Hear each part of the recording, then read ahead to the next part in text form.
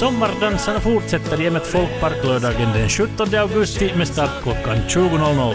På scen Thomas Fantz och Kari Vepsa ett Onnenmaa. Vi har Neidens bästa parkett, restaurang Lillemet håller öppet och Sekahaku hela kvällen.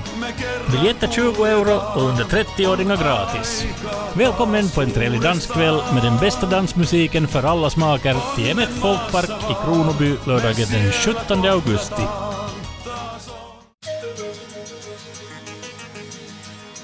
Kesätanssit jatkuvat Emmet Folkparkissa nyt lauantaina 17. päivä elokuuta alkaen kello 20.00.